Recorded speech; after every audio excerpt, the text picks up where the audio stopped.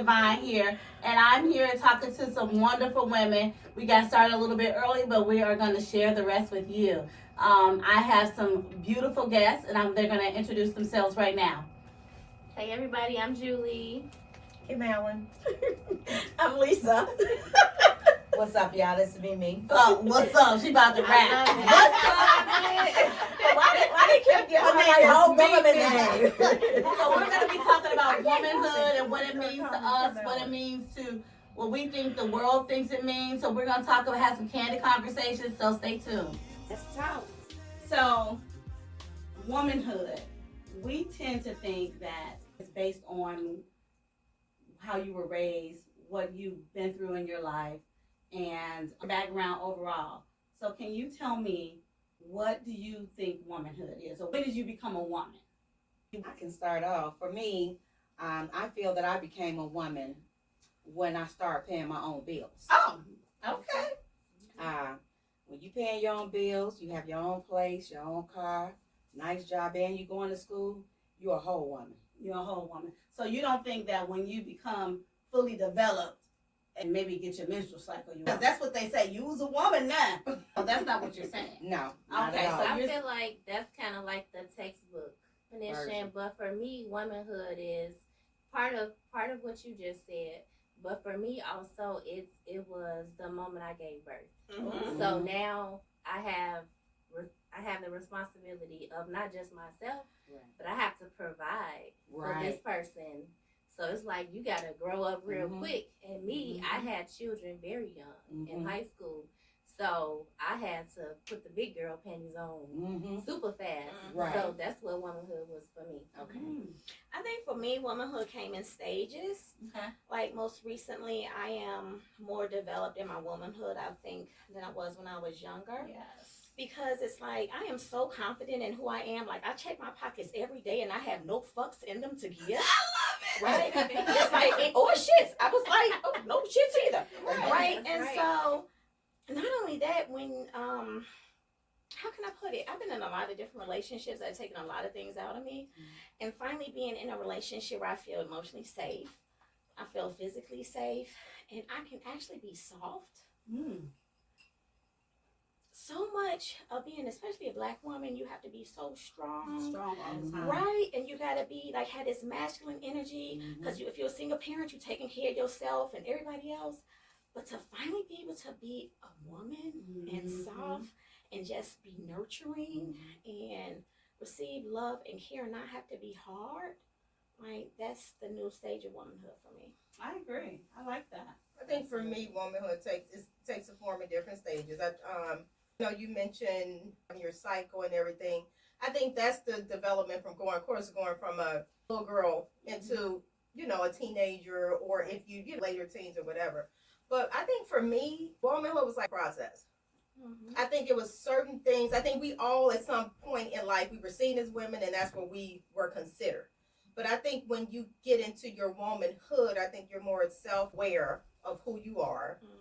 You're able to make certain decisions that you probably couldn't make when you were younger. When you start questioning yourself, when you say, if I could tell my 18-year-old self, blah, blah, whatever, that's like a real, I'm a woman now, because it's self-reflection.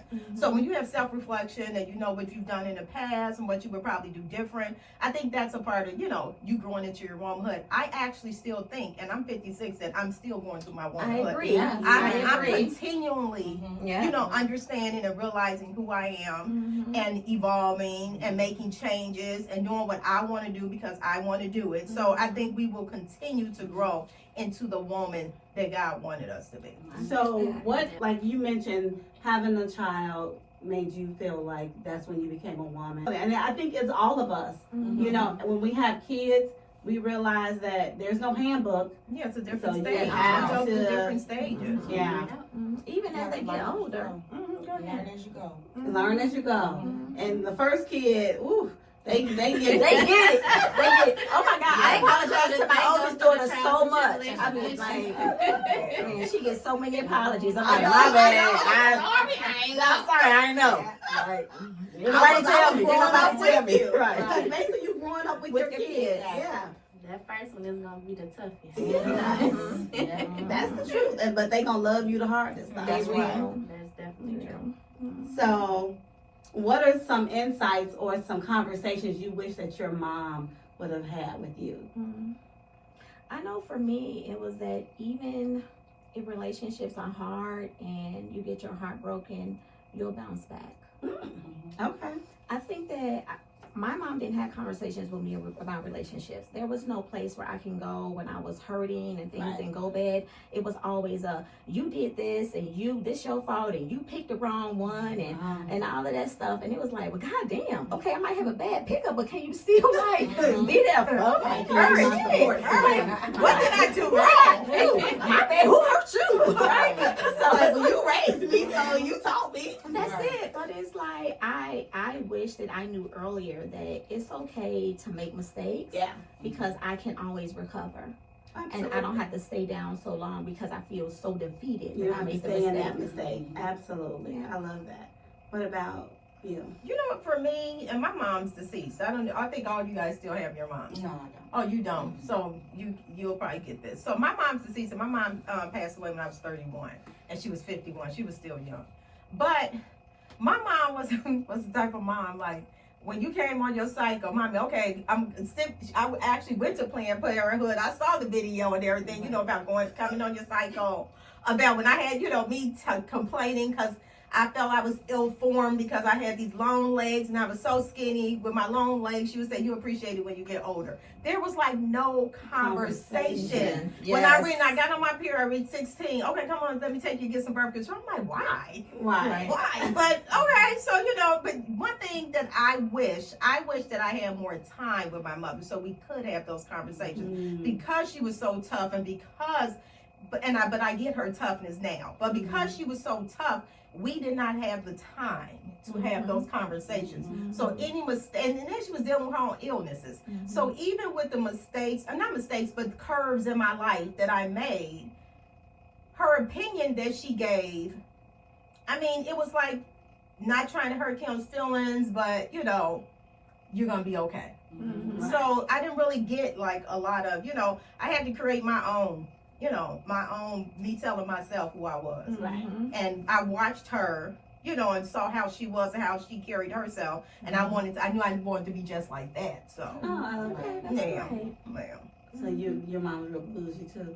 My mom, you know what the sad part about it? No, the sad part about it is that my mom probably was, and my mom probably was considered that, but my mom went through a lot and she deserved to be whoever she wanted to be. But my mom was one of those black women.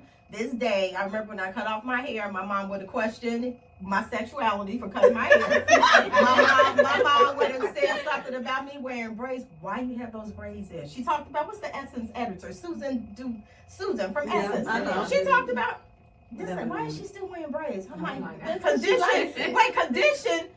But we get in the white man's face and people about how they treated her because they treated her very, she really dealt with, what a lot of us probably go through, in corporate America. She dealt with it really, really bad. So, Michelle. For me, I wish that my mom would have talked to me more about careers and education. Back when I was growing up, it was all about you got to go to college, but not so much about careers and what you wanted to do, what I wanted to do. It was more so what they wanted me to do. Yes. So because of that, I went through 3 universities until I figured out and got right. It wasn't for me, even though I did go. I did get my associates, but I did that mostly for them and not for me because for me, I wanted to do hair. I wanted my own hair salon. Did you? And I wanted like a massage area or a massage therapist. It's not too late, girl. I wanted to do that. And I can see that. Yeah, and I used to, I had all kind of dials, and I used to practice and have them sitting down. I'm combing their hair, putting oil through the scalp. They scalp. They don't have no type of flakes or nothing. They have just still getting some oil today. So it took a while for me to really get it, and I just went with the flow. But luckily for me, you know, I was smart. I came from a smart family. And the careers that I chose, you know, did well for me. But I think if I would have followed my dream, I would be doing my dream to this day. You know. Yeah, I get that. Well, I know your mom is here, and your mom is a diva as well. So, do you all have those hard conversations? We do, but early on, what I wish my mother had taught me was more about finance, saving money, and credit. Because like now, I feel like all you got in this world is your credit and your word. That's it. So, and we didn't have like finance conversations back then. It was like, you need to get a job, you gotta take care of these babies, like so. And because of that, I feel like I struggled then, and had to go through through life. But now me and my mother are having those conversations, and I love it. That's good. Like my mama, like that's my stylist. Like I can call her, let's go shopping. That's the cook. I need a new recipe, I can call my mama. Oh yeah. So I feel like now that I am away from the house, I got grown kids. That your Me relationship and my mother's relationship is very much more so stronger. And you know, Julie, I just want to come after that because it's like after my second divorce, my mama said I could do it as many times as I want. So don't judge me. Don't judge me. So after my second divorce, or going through my second divorce, that's when my mom really showed up for me emotionally, right? And the things that I thought that I was missing earlier in my life, she showed up in all of those ways to be like one of my biggest supporters and cheerleaders. And I was glad when it happened, right? It was because our relationship is just amazing now. So yeah, I think for me, my mom, she did so much when I was little, and I did look up to her. And I think, like you said, the finances and everything, and why didn't you tell me about the credit? Why didn't you? So I held a grudge for so long about me not going away to school because she didn't want me to go.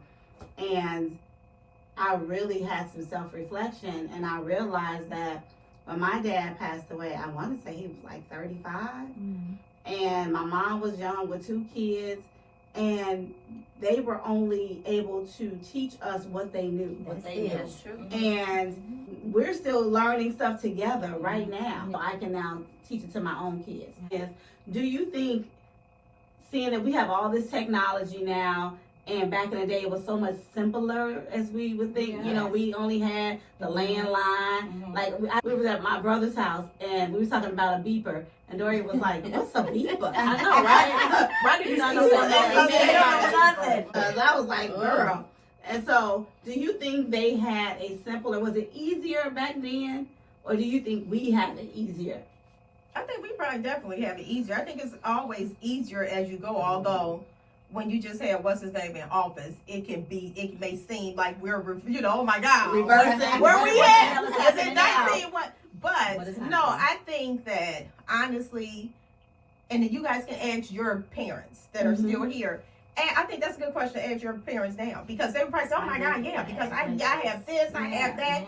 And before, although they may say it may not have been, because maybe they would have seen it as a hindrance. Because I also see where technology sometimes it hinders people. Like a lot of people don't pick up the phone to call anybody.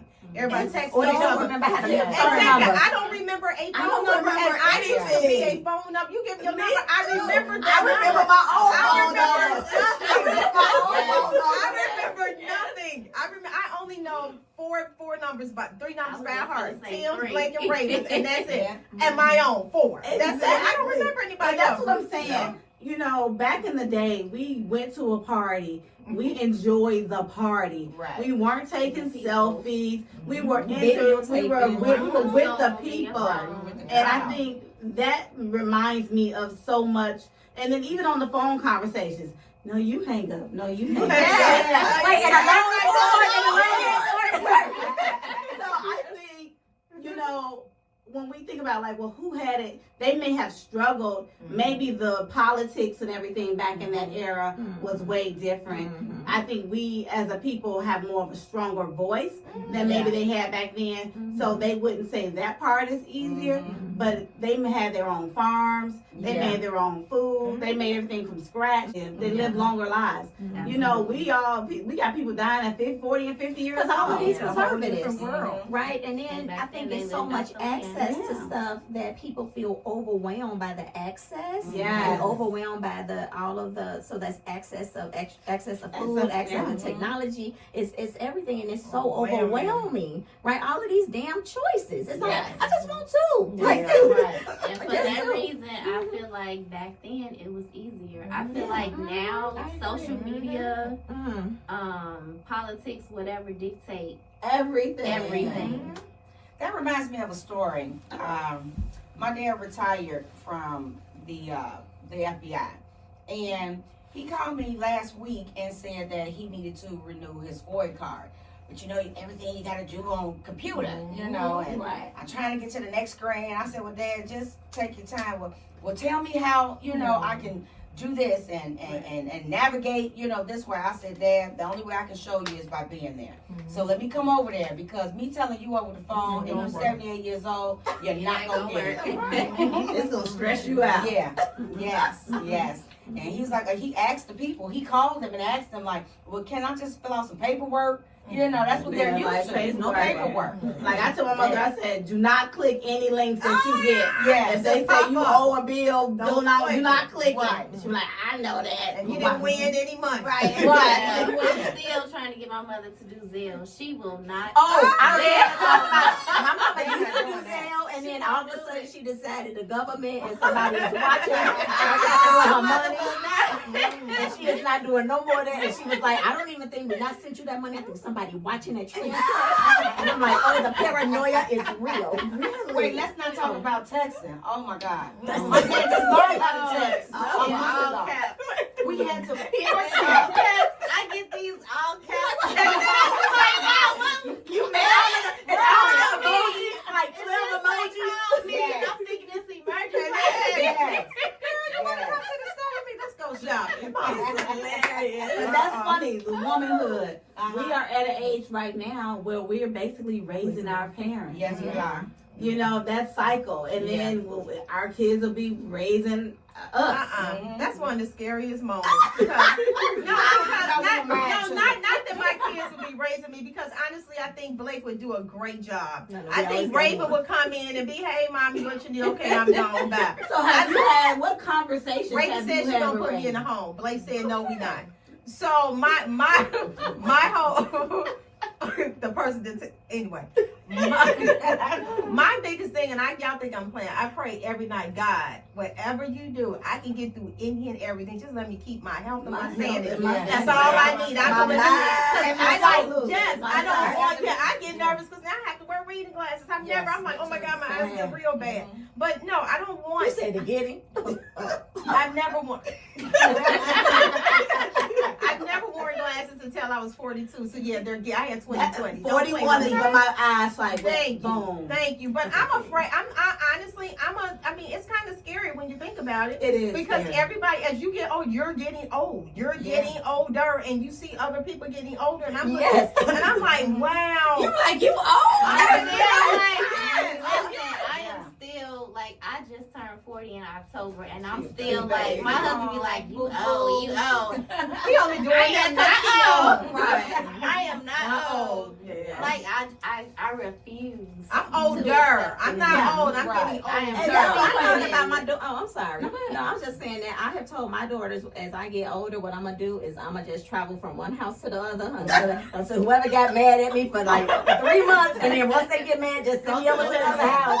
And I know my youngest daughter gonna take care of me, but my oldest daughter, she'll be like, Alexis gonna be like, shit. You know, she'll make sure I eat in my house warm and stuff because she don't want me in hers. But yeah, You see, mine's the opposite. My son, he say to this day, Mama, you gonna live with me. My wife or girlfriend just gonna have to understand. I love and that. Miyake, like, she gonna have to live with you because she is not living with me. Nico, I will give you money. We will make sure she got everything she needs, but mama cannot live with me. And that's why you treat them like hell now. Even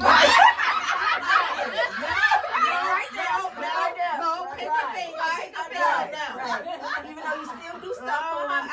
Right. Because it's like, I'm supposed to, they're supposed to be taking care of Right. me. Which one of y'all gonna take care of Take me in. Take me in.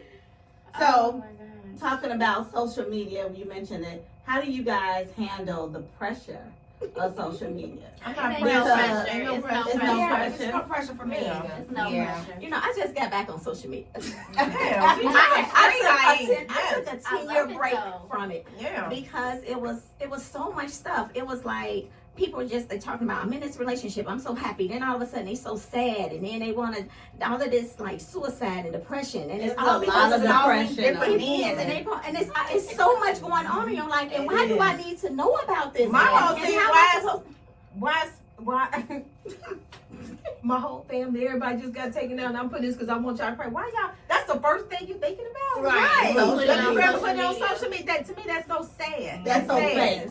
But It's yeah, fake, and that's yeah. it. Because to me, Because you social don't media is care. not even a real world. It's Right? not. It's like Right. it's such a pretend world because people only show you typically the best The best stuff. stuff. And they- Absolutely. right? And So so that's why I'm like, all these girls that's on, people that's thriving and saying they bosses and got all these millions of dollars. Now, maybe some influence, there are some influencers that make some good money.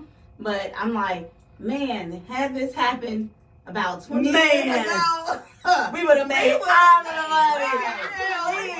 Yeah. if I had only known, man. I knew nobody listened, but go ahead. Or maybe What not you to know? you, but we was going. No. You know, Whatever. Excuse me, we just talked about. No, okay, we talked about doing a group podcast. Yes, so it's number one, realize people, if you don't know, it only takes one idea. Bing bing, she didn't have it, I had it. So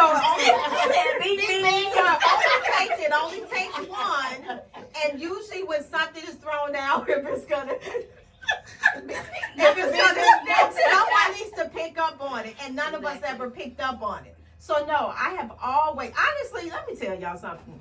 I have always, growing up, the funny thing is that if I had the motivation and if I had the backing, my biggest dream of what I wanted in my life, either I was going to be an actress, a model, or a dancer. You could have been That at was- least two of those That, things. one of them. You said, you heard me say either. No, either. I said she could have been at least two. Yes, I could have. So when you push your kid, that's why you have to really stay on your kid. When you see a talent, you stay Stay on on them with that Yes. talent. Like Yep. because I knew that I had it, but my mom was one like They yours, go to school. mostly education. It's all But education, yeah. and just like Mimi, mostly education. But you have to give me the reasons why. Yep. Like when because With the resources. thank you, thank Yes. you. But because I had a child, I had my son when I was 18 years old. Immediately, everything clicked. Not that I was, out there, whatever, but it clicked. This is my focus. This is what I got to do. Got to make sure this and that. I was at tunnel vision to be a great mom. That was all I wanted to be because I wanted him to be better than what I was. Yes. And I knew, Exactly. and I knew his possibilities. So I think there are a lot of times. How do we get on this conversation? Because you started it. Okay. So. Like, keep going. No. So I think that pushing your kids sometimes, like I get it from my daughter with my grandson. You have to push your kids sometimes just to make sure you push them. When you see a talent, you push it. Yeah. You push it. Let them there. Something's gonna stick. With my daughter, because she feels I pushed her because she thinks differently. Is when you push them, you'll see what they're all about and what they could do. When you don't, you leave them out there by themselves. But when you push them, it helps them to be stronger when they face some adversities in life. Yeah. Because they realize it's just like when you see these football players or the Olympic players, they are super tough because that's all they know. Yeah. And all they know is to compete. Yeah. And so that helps them for when because they're not gonna always make it. So, but when they do, they're like, okay, I just need to work harder. Right, they can be resilient. Yeah. Right, it's like my oldest daughter. She was working on her second master's degree in nursing. We'll see if that's going on. Yeah. So, but the first one, when she got her first master's Wait, degree, she's working on what now? Her her second. second master's degree. See, come on, let's Kudos give her a round of to your applause baby. for the She's second. amazing. She's amazing. But this is the thing. When she got her first master's degree in biology, she did it like kicking and screaming. I'm like, Alexis, you can do this. Like, you're brilliant. Right. Like, I mean, hello, your mama. Like, you got this. Right. Look at the genes. And then after she did it, she was like, Mama, you're right. I didn't realize that how easy this could be because I was just fighting it. But I'm so glad you made me do it. Right. But it's just what you said. You have to realize your kid's strengths. Yes. And then it's like, you got to They gotta stop being so stubborn. That's stubborn. Living with me. I was like, you could just live with me. And the reason she am having trouble now is because she wanted to move. Okay. But she could have stayed with me for this second master's degree and not have to worry about all of these damn bills. She complained about adulting. Yeah, you got to adult. You Shit. still adult early. You told real like, yes. real world. Yeah, a The bill for real everything. world. Yes. For I went through part of my womanhood of looking at my finances. So I realized that I was paying a subscription for everything. And I'm like, why am I paying this? Who is this? And it's like you paying Apple 15 subscriptions, Amazon, you got all the cables, and I'm like, okay, I'm not even, but because you watch a movie or whatever, and you forget to turn it off, the subscription off. Keep on going. That 7 day free. 7 days are free. Okay, I'll make sure I cancel put on my calendar. Like, I ain't gonna lie, I had done that before, and I'm like, I don't know who all these people are. I just canceled my debit card. And I was like, cancel that shit. I didn't get that money. I just got a new debit card, and some of the things were not going through, but they updated the card. I was like, Yeah, then I called the bank, and I was like, no.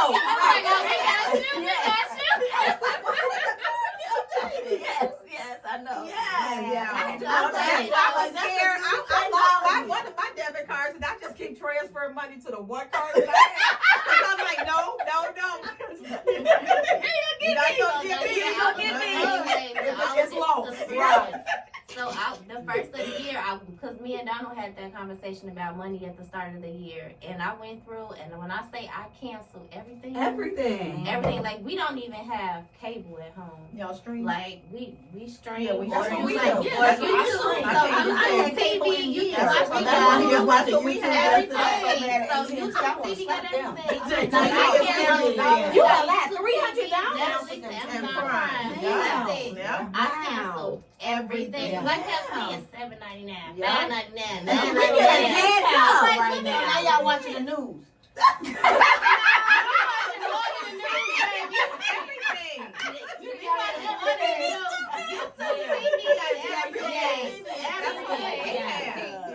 some good movies too. Yeah. Like, They have all everything you I love want. it. They do. Yeah. So what me and my daughters do, we all pick one thing that we pay for, and we just share. Yeah, we do that too. Yeah, we all. Because I have Hulu because my. you can say it. Like, I'm being old. That's a lot of people shit right there. Whispering. Wait, they watch it. They want They gonna recognize me. Okay, Vanessa, right. They coming for you. They coming for you. You took our names at the beginning. Y'all say that name. No, now they gonna know who we are. All right. I should have had a stage name. Julie, I think that's a different show. I think. So Kimberly. See, that's why I called you Danita earlier. You're like, who are you talking to? My name is Ennis Kim. Kim Allen. Uh-huh. Earlier you were talking about something you was going through with work. Oh. Can you share that? Yeah, what I was saying was that earlier this week, because I'm part of the Black Partner Network with Starbucks, so we had a speaking panel at the Roastery, and we had people from every background. So we were going over our values, and our values. Some of our values are belonging, craft, togetherness, joy, and then another one is courage. So I'm hearing this one guy, his name is Dave, he started off, he was like, yeah, he's like, that was Letitia's name. Sorry, okay, keep going. So he started off and he started talking. He was like, yeah, it's just a boy from the south side of Chicago, but we had to reminisce and talk about how these values. Was he white or black? Oh, no, Black Partner Network. We all were black. Oh, you on said the Black Partner. Yeah, I'm part of Black Okay. Partner Network. Oh, I didn't hear the Black. I didn't hear the Black BP and either. Starbucks, Okay. Black Partner Network. So we were at the Roastery on Michigan. So, and then we had a nice crowd too. So he was talking, and then he was reflecting like on his career and everything that he went through. And then they came to me, and when they came to me, my two values that I wanted to speak about was belonging and courage. And then I got really, really teary. When I say I got teary, I had to do this. That's your acting career. That's No, when I have to reflect on some of the things that I have gone through in corporate America, the reason why I started tearing up, and I never got to express that part because it would have been a long, drawn-out story, is because it was so reflective to what my mom. I remember my mom coming home. My mother died from multiple sclerosis, so she died. It's a stress, and she died of stress at 51. And to see what it did to her, but I remember as a child, her coming home and she complaining. You know, they doing this and they doing that. As a kid, I'm like, well, Mom, you get on my nerves. Thank you. It's probably you. Right, and then look exactly, but then to experience that from people. It's heartbreaking. It's heartbreaking to be judged. I used to get judged my first corporate job. I got judged because of the way I dress. Listen to this. You dress impeccably. Wait, no, but listen to this. So it was a white Caucasian girl. It was this white girl. Of course. And she made a comment to one of my peers. Well, I hope Kim isn't making the same that we are, because she was looking at the shoes that I had on. What kind of shoes you have? Enzo Angelini. They were. I mean, I guess back then they were big. Enzos. Yeah, they were. And she was really like, were. oh wait, Very comfortable. comfortable. Yeah, she was like, they were. I hope she's not making as much as we are. But and then they found out I had a child when I was 18. And so they're judging me by the way I look. So who is she dating? What does she do? What else does she do? Like you gotta be with a drug dealer now. Damn. So between the stuff that I went through at ACHE, between the stuff that I went through when I was at Newark, I had another white girl that said, no matter whatever happens, Kim, as long as I'm here, I would make sure Kim never gets promoted. And I found this out from a friend that they said this. This is when I worked with Annette. Worked at this job, and when I tell you, I was at this job the longest for 9 years. That's a real bullshit. The most bullshit part about it is that my boss at the time, my supervisor at the time, she's black, married to a white man, but she's one of those black people. She all skin folk, so she was friends with them, and I got both my degrees at this job because I was determined. I'm like, no, fuck this, y'all gonna get me. I'm about to get there because I came in trying to get promoted for the position that when I started they had me working in. I never worked in a position I was hired for. So I kept trying to apply, and they came up with things of why they did. They couldn't turn me down once I got my graduate degree. They couldn't turn me, and then they gave it to me, and guess what they said? Well, there's really no raise because this is like a lateral move. You a lie. Oh. Yeah, they had tried to pull that lateral move. No, they did it. There was nothing else that I could do. Yeah. Right. Give me my title so I can go somewhere else. With that title, and I can get paid. But they intentionally do that because when she applies, she can only apply for the role that she's in. Right. She never worked in the role that she's actually qualified to work in. So it's a hindrance. It's like the setup of the game, and it's so disheartening. And now to be at a company where you actually, I feel a sense of belong that I belong, and I feel a sense that if I had an issue, because I did have an issue with some white women there, and a black girl picked up on it, and she pulled my coattail. She said, Kim, so what happened? She said, I was there, so how did you feel about that meeting? I was like, that was some bullshit. She was like, okay, I got it, don't worry about it. But see, this is the courage thing with the values, the fact that now I can actually say something and something happens. Because before I could say something and it was against me. Right. I got what? And you the angry black woman. Yeah, I can't. You don't want me. You Always. don't want me to get upset. I'm always angry black woman. But that's the thing too. Being outspoken. First they say don't sit back and take everything. Speak your mind. Tell us exactly what you want. Be a part of the team. And then when you share your thoughts, then it's like, you're aggressive, right? And it's like, okay, well, which one do you want? Right.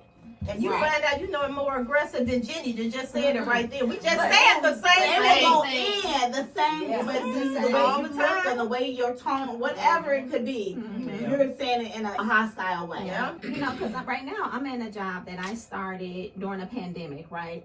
So, because I was living life right before then, like I was working all type of contractual jobs. My counseling agency, it was doing great. Like I was living, I was doing the thing, right? Then here come the fucking pandemic, and now me and my ex-husband, now we were going through it. So I'm like, I need insurance, right? Because I'm like, I'm about to divorce this motherfucker anyway. I need to get insurance, and so I end up starting this job at the hospital. And I took a huge pay cut. Oh my God, it hurt my heart. But I needed insurance. But I can say now, like they did a whole salary adjustment like a year later, so I'm cool now. But I have never been in such a supportive work environment. Okay. Like, I love fucking going to work. I do too. I like the people I work with. It's Like, it's amazing to feel so supported, to have similar values, places where I hated and dread. Like, because you got to think about work when you wake up, driving to work, I get and on your way on home. Sundays. Sunday night, I'm mad. I was every Sunday, yeah. I used to get like that on Friday. I was mad. Fuck it. Look, I'm sick. I'm calling in on Monday. I can't. Already. Thursday at work, I'm gonna start showing these people signs. Friday, I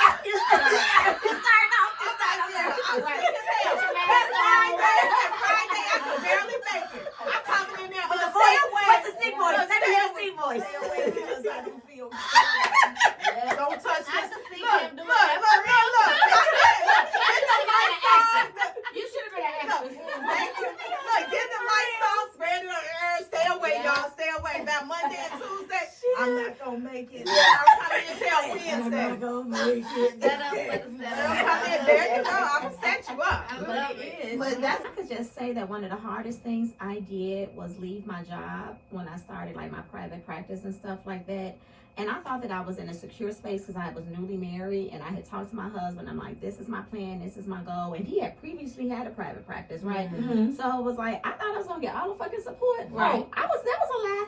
Like, I went through all my fucking savings because he was so angry that I quit my job. And that was one of the biggest contentions of our marriage. And it was like, I quit my job because I thought you had me. Like, when the fuck did men stop being fucking providers? Like, you my whole husband? No, Kelvin was like, I found a job. He was like, if you found a job, I'm leaving. He wants me to quit today. See, that's what it should be like. It should be like, you're my wife. I see you're fucking miserable there. I got us. Right? I got us. You need to, because he wants you to be fucking happy because you know what you are when you at home when you ain't happy. Right. So he wants you to be happy. So you do all the things that you do when you happy. Yes. Right. But I go to work like 4 days a week, but I still I get there around. I can't even say. But they know I get there around 10 shit. Absolutely. But I stay until like 6 to 6:30. But you get your work done. Let me get my work done. Every day. Don't like What's that Cat Williams meme? They know I'm coming.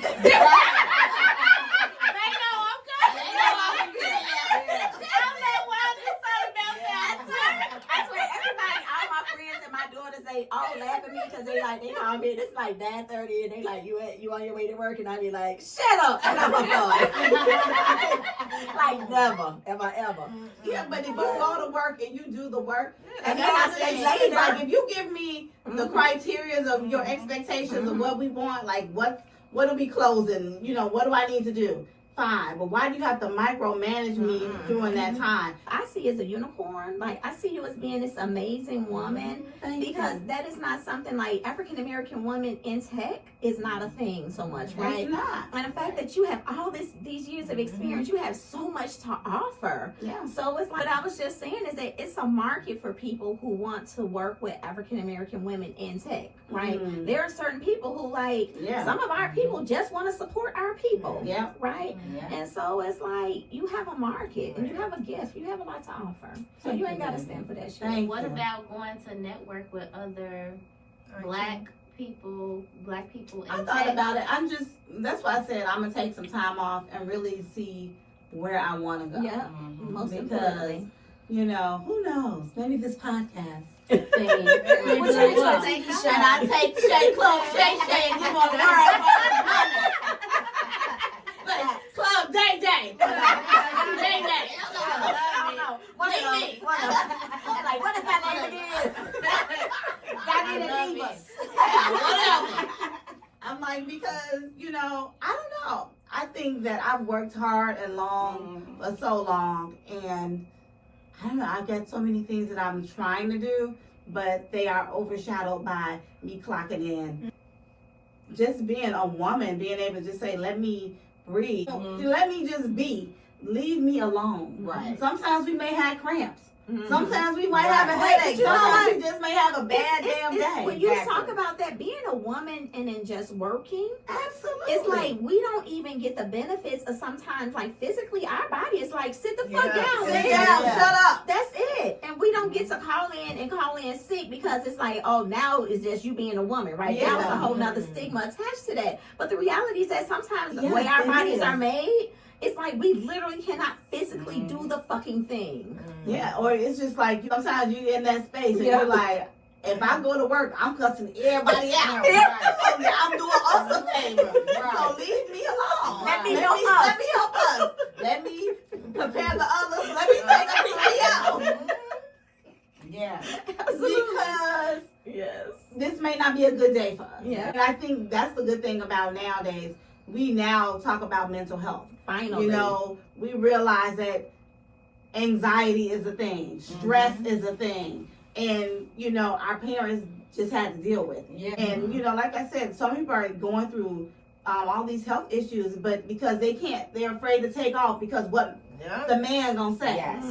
So now I be like, I ain't going in today because I'm just not feeling it. And it's the truth. And sometimes I just don't feel like it. Yeah. And when you have the hours and the time and the years, and even if you don't feel like going to work, just don't go. You should, but that's why you have those days. So it's like, if somebody is calling in sick, all we're saying, like, because I'm part of leadership, all we saying is okay. And people be trying to explain, I don't need all of that. Right. Like, that's between you and your doctor. Right, and if you got to call, and if you sick for a week, you sick for a fucking week. Because I don't want you here sick because you can't fucking work if you sick. Wait, this And one he's thing. gonna make everybody else sick. Right. Then that's the biggest thing. Yes. But people have gotten on that bandwagon since COVID. Don't come in. Because we all But know. now they don't emotionally, care now. They like take a day. You good? Come on in. I'm like, what? But that's one of the reasons why I like my job. Starbucks.